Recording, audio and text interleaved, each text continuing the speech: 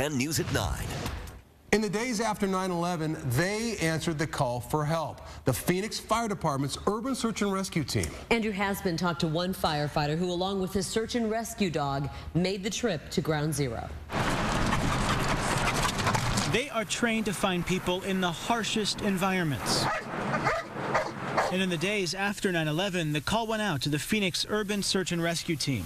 A few days after the attack, John Dean arrived with his dog. You think after 30-some years, you think you've seen most everything once, twice?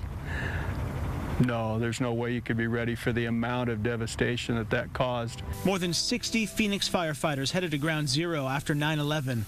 This is video from their trip. Who wouldn't want the opportunity to actually roll up your sleeves and help? I mean, that tremendous privilege, tremendous honor. Dean's dog, Rio, who was with him at Ground Zero, passed away last year.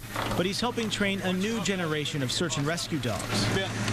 Dogs that are trained to find people trapped in rubble, and even on a blazing hot summer day, the training continues. We've got to train enough and be professional enough in how we go at this so we don't have a bad day, because it's just not allowed. It can't happen. The firefighters train the dogs by hiding in piles of concrete at a scrapyard near the intersection of the 101 and the 202 in Tempe.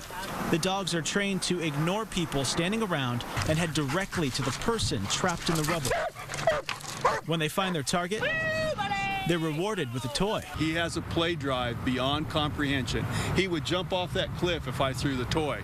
My job as a handler, our jobs as handlers, is to not put the dog in that position, but to take that drive and focus it into what we want. Unfortunately, on 9/11, they never found anyone alive in the rubble.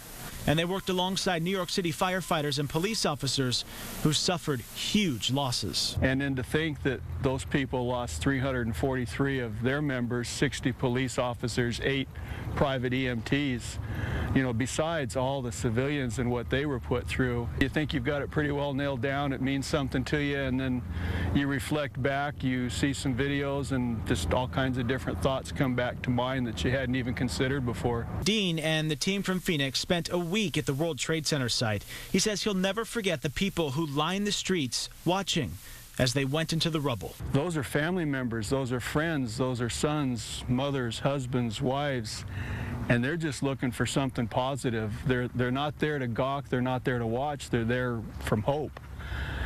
And that put a whole different perspective. I mean, it just changed it reaches down inside and changes who you are to think about what they're going through, watching you go to work and know that their loved one is in there somewhere or was. And it's scenes like that keep the trainers motivated. Even during the hot summer, they are training, preparing for whatever challenges may come.